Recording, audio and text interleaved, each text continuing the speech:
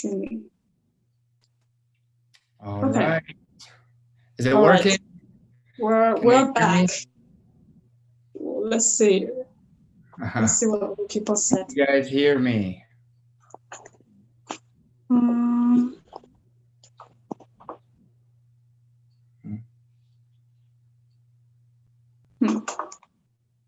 Okay, can you try to say something? Hello, can you guys hear me? Is anyone out there? Okay, I think it's working. I'm not sure. Let's chat. I think so. No one has entered yet. Oh, so nobody's in there yet? Yeah. Oh, wait.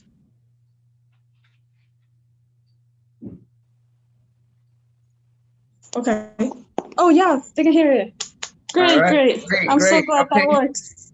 So you guys missed the introduction. I'm not going to do it again. No, I'm joking. Okay. So this is what I'll do. Okay. My name is Dr. Wassim Awadi.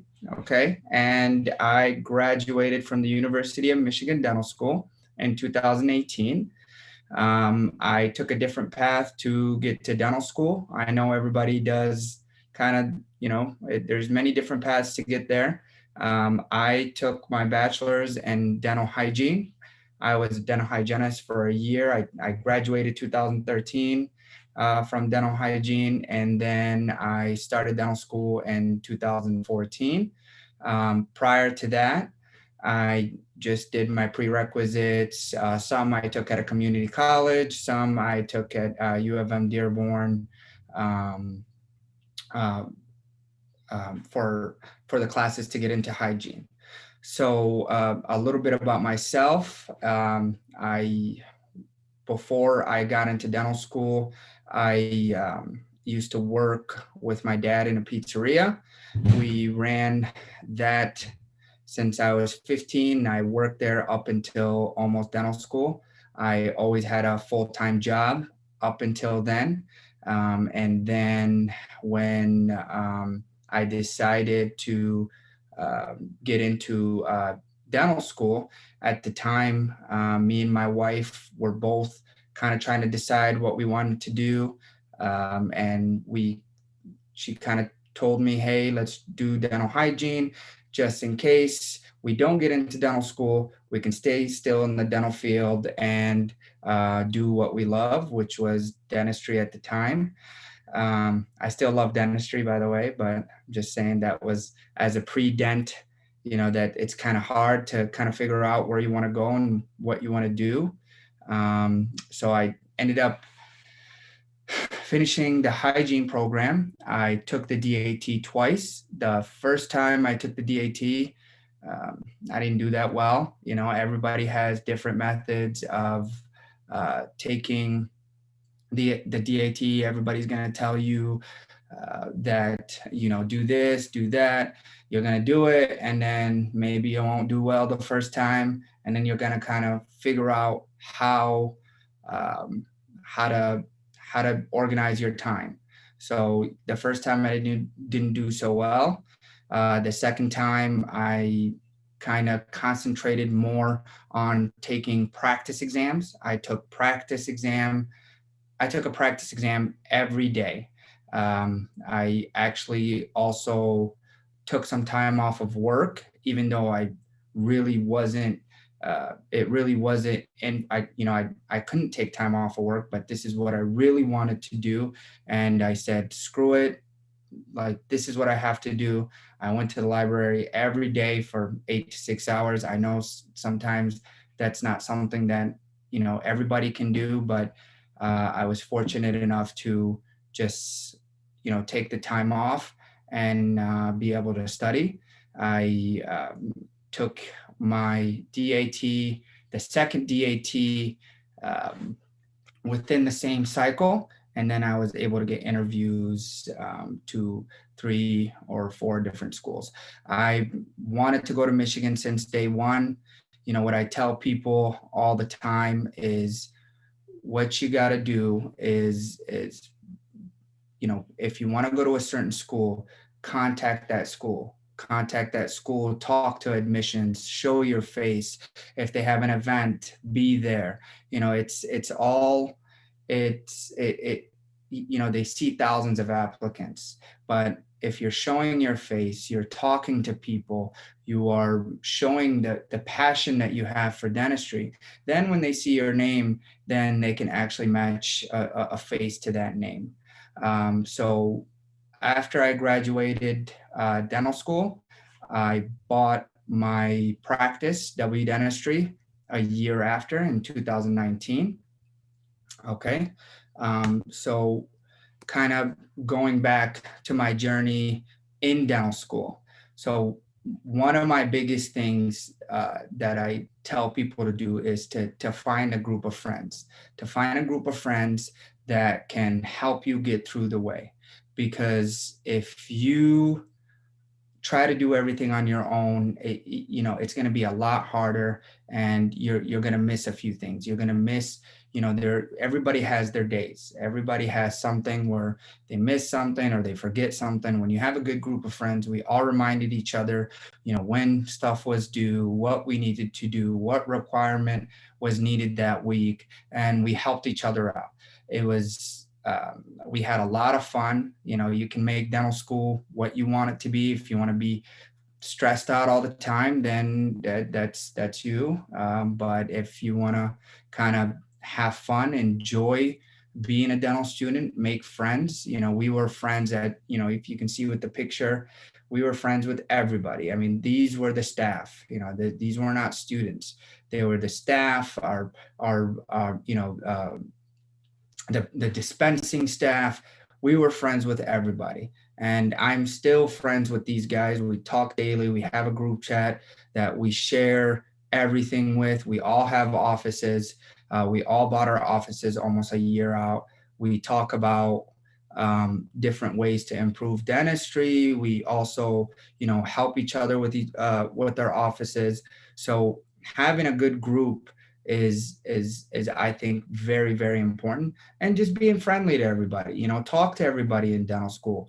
Make the most of your learning. Don't, sometimes when you're in dental school, there are days that your patient might not no show. If your patient doesn't come, stay after. Go to your endo department if you have one. Go to your oral surgery department if you have one. Go to your pros department. Just always try to do more to kind of, get your money's worth. You paid for this. You want to be a good dentist, but if you take advantage of this, I think this is the way that you will excel in your career, and it'll kind of go over as you become a dentist. So remember to just have fun and not, if you work hard, you gotta go out sometime and do it for your mental health. So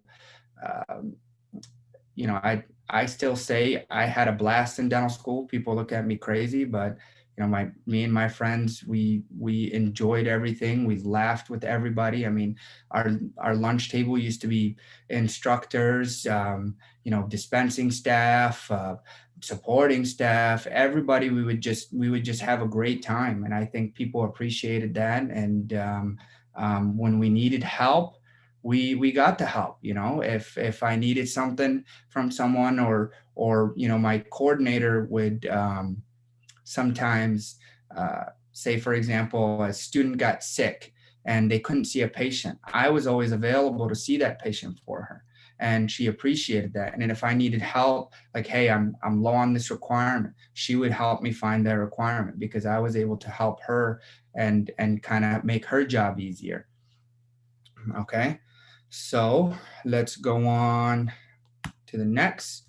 Okay, so we're out of dental school, and now you're in the real world. So in the real world, okay, As a general dentist, a lot of people, they want to come out and say, oh, I'm going to be this when I'm a general dentist. Oh, I'm going to be that when I'm a general dentist. It doesn't work. It's going to happen, but there is no magic bullet. You got to do everything. You got to learn everything. You got to get good at your fillings before you can get good at your cosmetic cases. There's no, I used to talk to, at one of my courses, and, I was talking to one of the instructors that was giving the courses, and I was like, okay, what do I need to do to become as good as you? I want to do good cosmetic cases. I just want to do it all. He was like, you got it. That's the key is you got to do it all. There is no magic bullet. You have to start from the bottom, and you got to attend courses. You got to do these treatment plans, and you got to, sometimes you're going to mess up. And it's hard to think that, but it is what it is. Not every day in dentistry is going to be a jolly day. So some days are hard, and some days you just learn from your mistakes. So kind of some of the dentistry that I do is just your typical, bread and butter dentistry. At my practice, I do crown and bridge. I do restorations. I do endo and pros. For some of the pre-dental that are not familiar, endo is root canal, pros is, denture work and other prosthetics. And then obviously restorations is fillings. Okay. I also like to do some Invisalign. This picture here is with Dr. Galler. I just took his course in Vegas, and I've been trying to improve my Invisalign knowledge. So I'm doing more, and I'm learning as we go. And the more you do, the better you get. I also love doing cosmetic cases. That's my passion. But from what I said earlier, you're not just going to come out and be a cosmetic dentist, or you're not just going to come out and be amazing at root canals. As good as your hand skills are, it's just going to take some time. You're going to have to go to courses. You're going to have to shadow people. You're going to have, as a dentist, you're still going to have to do that. You're going to have to kind of look and you want someone in your group that's doing better than you, because if they're doing better than you, then you can learn from them. You can, okay, I want to do just like him. Okay, someone is doing this. I have a friend, his name is Dr. Shaddy, and he does very, very well cosmetic dentistry. And sometimes we shadow him, we talk to him. And also all my friends in the group chat, Dr. Mike, Dr. Justin Camel, they're all, Dr. Mahmoud, Jumana, they're all very, very knowledgeable, and we talk every day about dentistry, and we try to improve our dentistry. So some of the things I like using in my practice is an iTero scanner. So an iTero scanner is just a 3D imaging. It takes away the old impression material. You still have to take some impressions. It's not a perfect system, but it is. I think dentistry is going to go towards scanners, and most people have scanners nowadays. It makes Invisalign a lot easier. I do crowns. I scan my crowns rather than sending an impression to the lab and then waiting for the lab. No, now we send a scan to the lab 3D prints it, makes your crown, and then sends it back to you.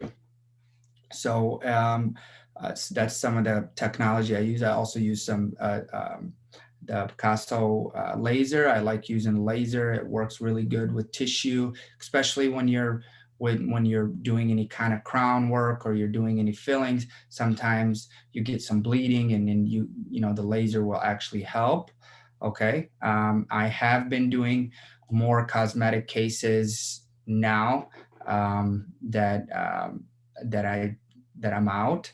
I like to do kind of full mouth cases, but that comes with a lot of work. It's not just, hey, I'm going to look at your teeth and I'm just going to make them prettier. You gotta think of how they're biting. You got to think of the shape of the teeth, compared to their face, you got to think of, you know, just, yeah, you know, how to get them healthier, how to get their bite healthier, how to make them, um, you know, keep up with these teeth, and, you know, why were their teeth unhealthy before? So it's not just kind of like, okay, let's slap some veneers or let's slap some crowns on these people.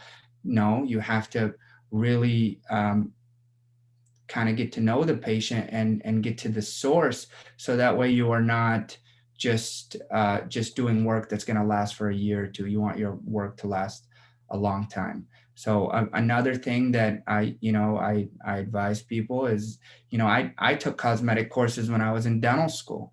You know, hindsight, I didn't really understand much of what they were saying because it was so advanced. I was only like a D2, D3. I just dropped a box, you know, of which is like, you know, I just prepped one little box and a tooth, and I'm going to these courses. But I mean, for these courses, for students, you don't have to pay anything. Most of the courses you pay $50 or $60. You know, for dentists, you're paying thousands of dollars to attend these courses. But for students, they make them very cheap. I actually got the scholarship to go to the AACD, the American Academy of Cosmetics, and it was in Las Vegas, and they paid for everything. And I went and I saw, you know, all the world of cosmetics. You know, at the time, it's hard to put in perspective, you know, but I learned a lot. I still learned a lot. So always try to keep up with your, you know, with your courses. Always try to learn. Always reach out to other dentists. You know, don't think you're always better than another dentist, or you have this, you know, there's no ego here. Okay. You know, if you want to do something better, you got to ask the people that are doing it better than you, and see what they did and how they did it, and what you can do to improve. Always ask questions. Don't think that you know everything, because you don't. So I'm gonna go over a case. This one I'm actually still working through this. We still haven't prepped the crowns yet, but we'll kind of go through it, and I'll give you my thought process on how I talk to patients and go from there. Okay, so this patient came in. He's an 18-year-old. Okay, so the first thing I look at is, okay, so we see the teeth, the before. Okay, so the before is, you know, pretty much heavy decayed teeth, right?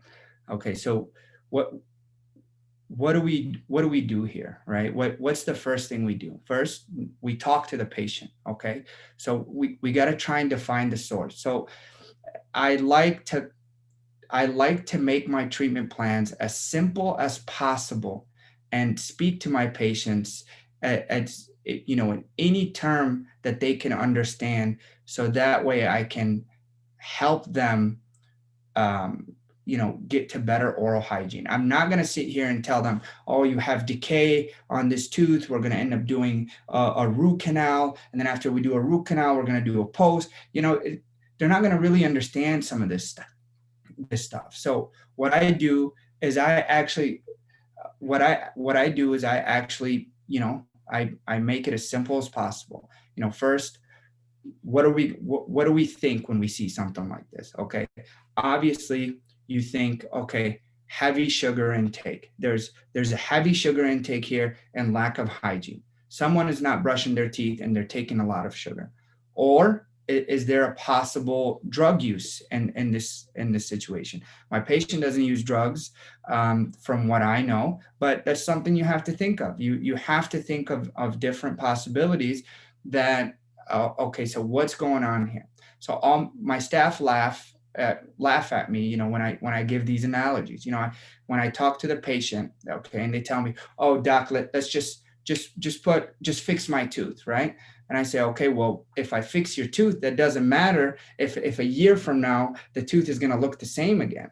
So what I say is I try to break it down. I say, okay, if you walk by this wall every day, and this wall has a hole in it every day, and you patch it up every day, and you just keep walking by it. And every day you see the same hole and you just patch it up. And then the third day, you're going to walk by this wall again. And you're going to say, okay, what's going on here? Why is this hole being created? I'm not going to keep patching this up until I find what's creating this hole.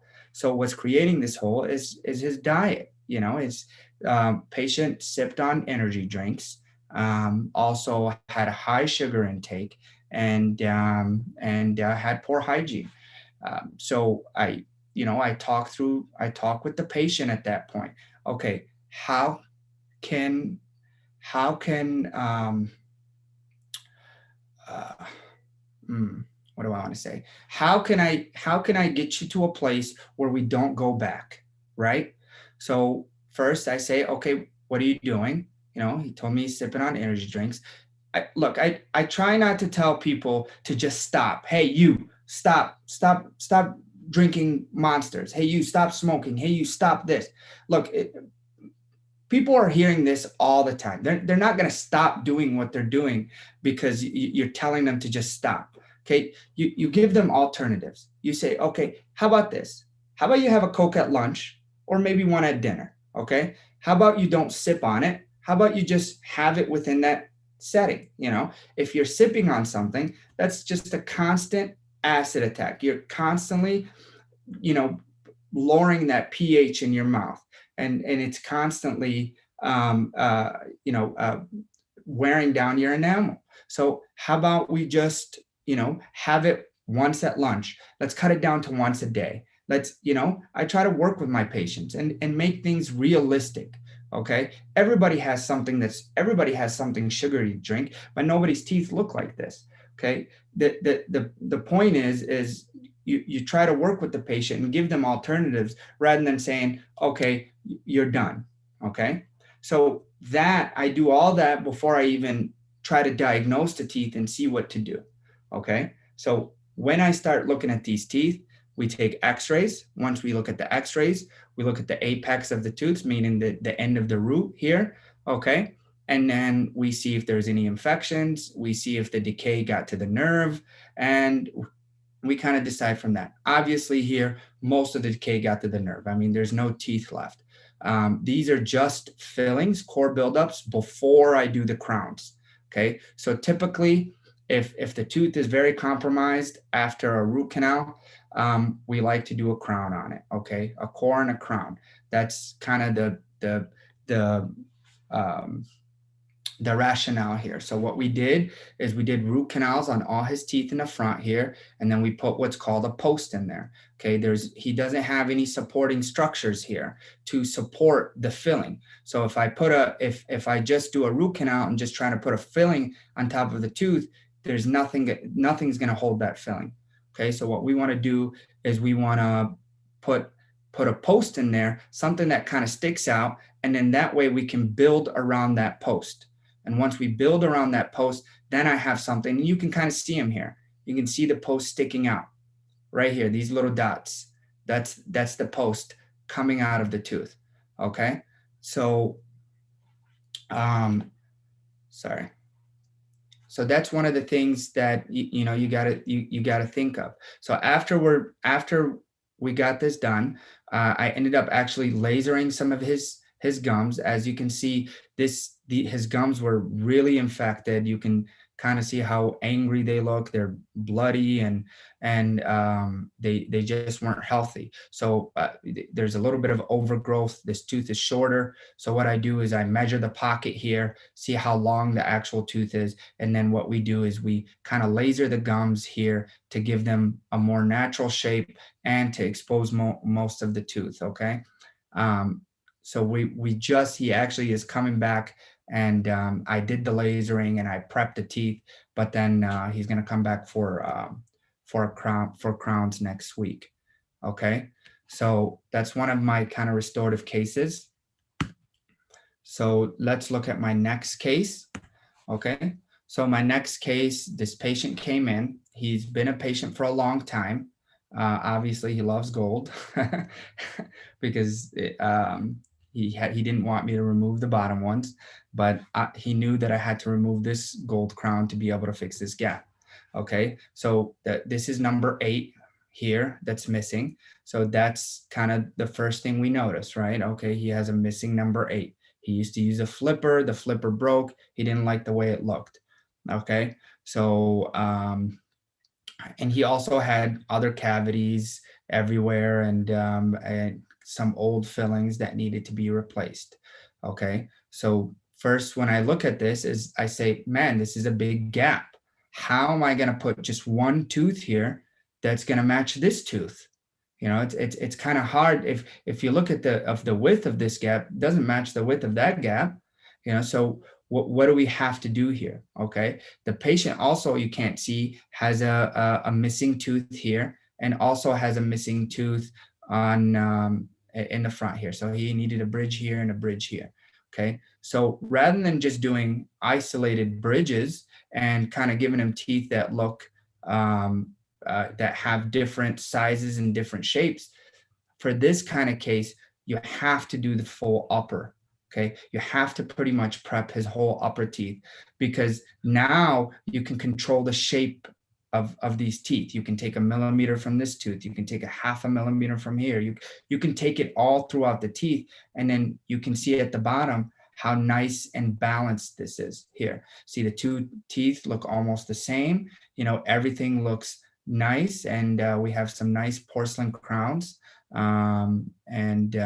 know, you give them a nice shade that matches their teeth, and you make sure that their bite is good and balanced, and that they're not going to break any of these crowns. Because if you give someone, you know, these are Emax crowns, they're porcelain crowns, so they're, you know, they can fracture, they're not zirconia. And you got to make sure that the patient is going through the right motions to be able to have a balanced bite and something for more long term. And then you have to explain to the patient how to clean these teeth and how to maintain them, so that way they can have this beautiful smile. Okay, so you know,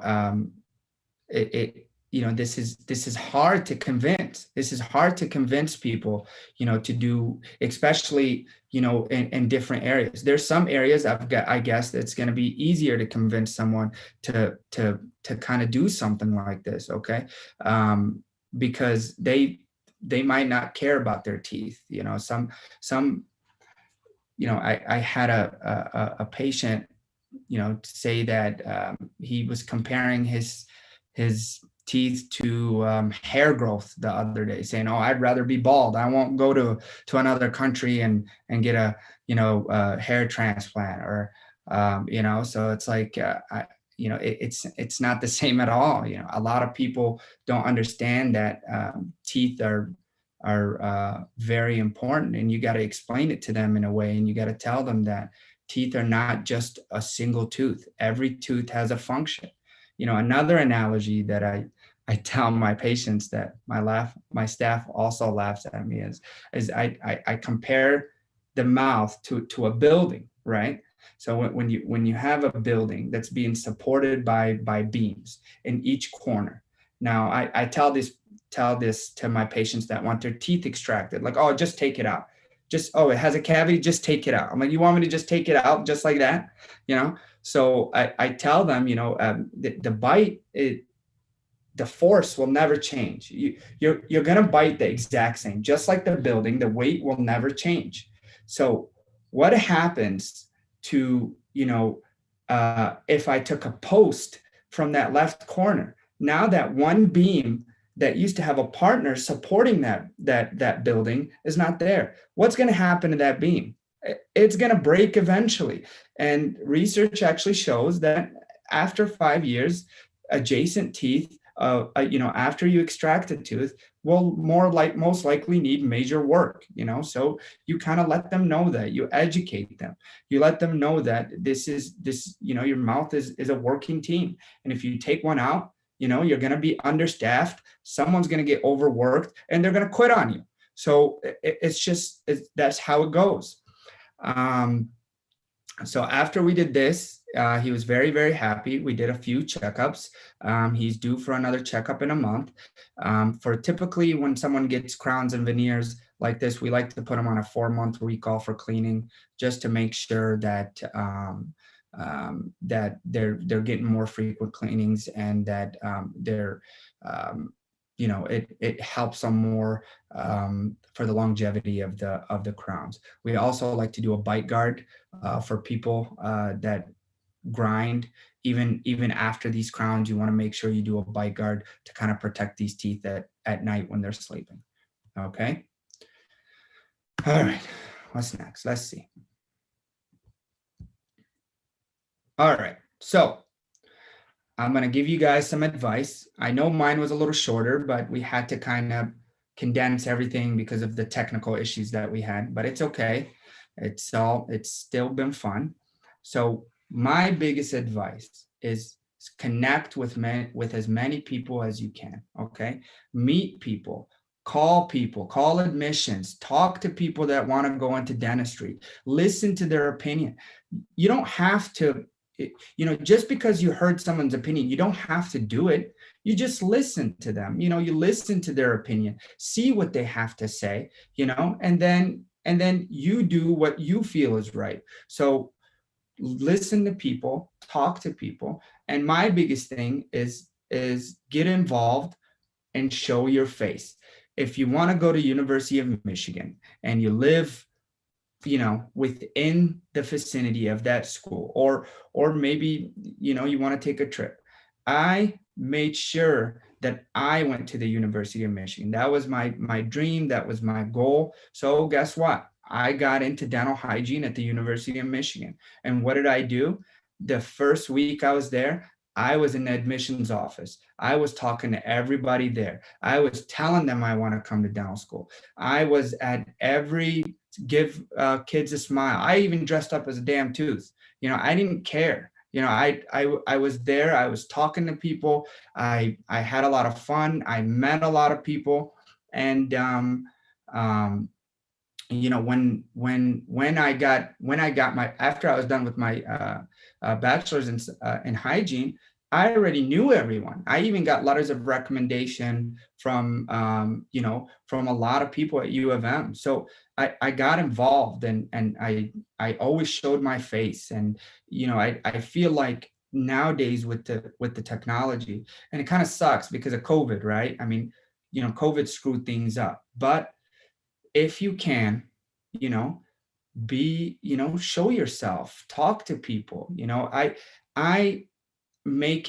I work very hard on trying to say hi to everyone or acknowledging everyone. Even when someone walks into the elevator, I don't stare at my phone. I acknowledge them as a person, and I say, hey, how are you? How's your day today?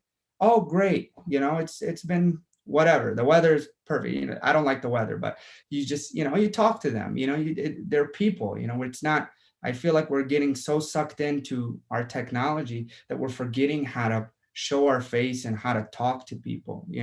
The more you talk to people, the more you get to know them, the more you'll learn. You're always going to be learning. Okay. And you're going to learn after school. You're going to learn before school. You're going to continue learning.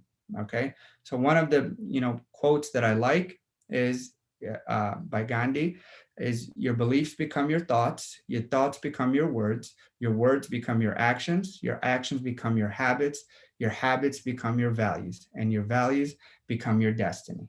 Okay. So if you're thinking about dental school, or you're having a hard time with things, you know what? Get a support group, and always think of your, always don't back down. If you want to get into dental school, just think about it every day and imagine yourself as a dental student. Okay. And somehow, if you work hard, it will happen. Okay. I hope you guys learned something from me. I hope I gave you something real and, just kind of about dentistry. And, you can always reach out to me. I have my information here. Feel free to DM me, or email me. Here's my Instagram on here at Dr. W, and then my Gmail is wlawadi@gmail.com. Thank you for having me, and I'm rooting for you guys. I hope you guys get in and see the world of dentistry. Okay, thank you so much. There's one question. I'll ask some questions from the chat. So one of them is, what are some of the best and most challenging thing about dentistry? Okay, so the best thing is obviously your patient's reaction, right? Your patient's reaction when they had some of their work done, or when you restore someone's smile, someone that can't smile anymore, that used to not smile, or cover their mouth when they smile, or they didn't take pictures, and now they're smiling all the time.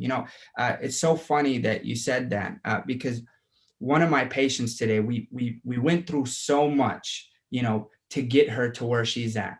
And when she first came, she was scared. She wanted nothing to do with the dentist. She hated it, And today she was dancing. She was dancing in my waiting room, and she was laughing. She bought us flowers. I mean, it's a whole different, and that reaction within itself is the best thing about dentistry.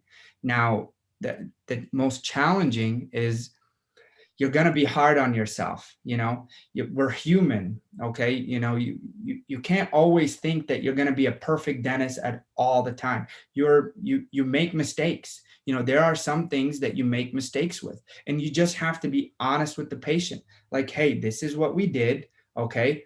There's other ways we can fix it. We can do, we can help you out, but just be honest with your patients. But, some of the challenges is, one day you're going to do a root canal and you're not going to be that happy with it. And you're going to go to sleep and you're going to say, like, damn, I'm going to call that patient tomorrow and recheck and be, it is what it is, but you always got to correct your mistake. If you do something that you don't agree with,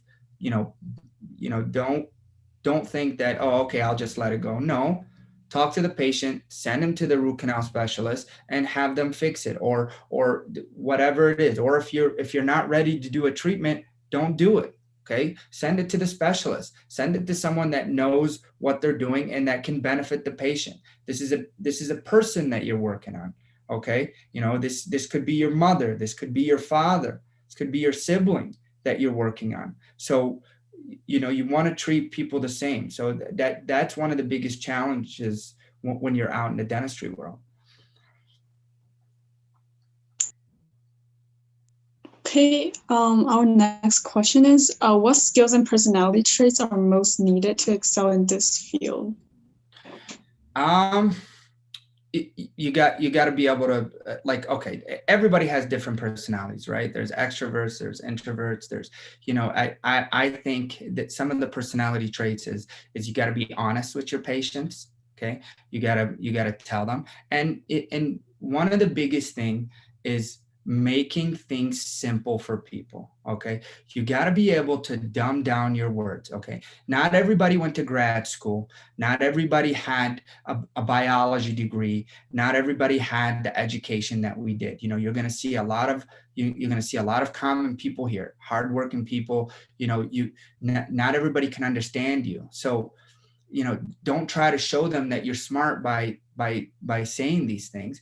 I think having empathy and being able to, okay, this is your tooth, this tooth broke, I need to fix it. You have to just be able to explain your treatment and being honest with people, and people will see that. People will see your passion. People will see that you're good at what you do and that you're honest with them. And even if something went wrong, they won't even be mad at you.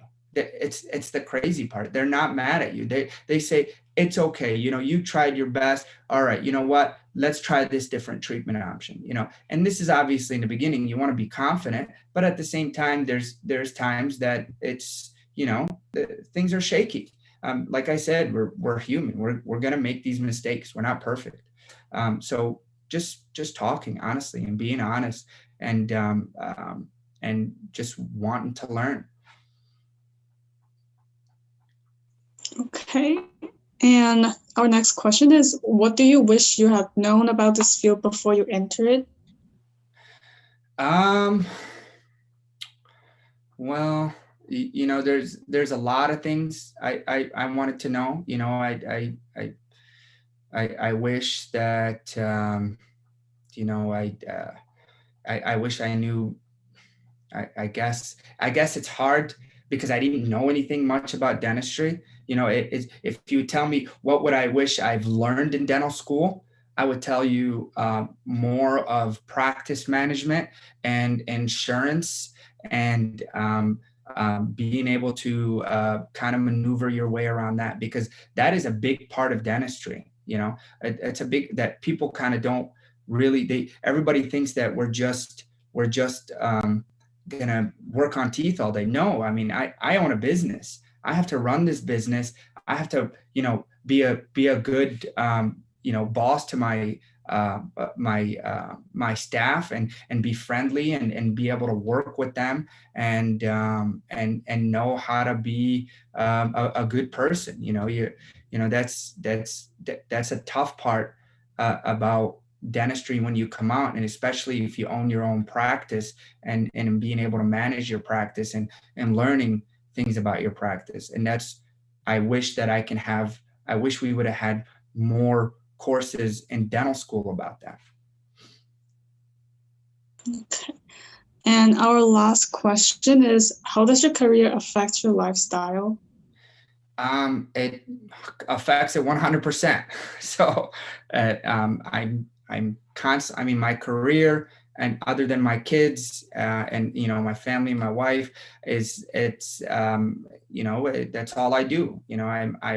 I'm obsessed with dentistry, so I'm constantly thinking of ways to better myself, and it kind of eats away at me. So it takes a lot of my time, and in the time that I don't do dentistry, I'm at home playing with the kids, or trying to keep up with my parents or family. So there's a lot of time that you have to dedicate, if you want to be good at what you do. And that's with everything. Everything takes time, and definitely, time management is a big part, especially when you own your practice. Okay, great. Thank you. I think that's all the questions that we have today. And I think the quiz link will be up soon for people to fill out the attendance form. And I'm so sorry about the technical difficulty. No worries. Yeah, thank you so much. I talk fast enough. I talk fast enough to get it all done, so no worries. Yeah, I'm glad it all works out at the end, that we don't have to record it. That'll be really sad for people who attended the live section. Yeah. So I think that's it for today. Thank you everyone for coming. If you have any questions, please reach out to us. Yes, please don't hesitate. Yes. Okay, and I'll end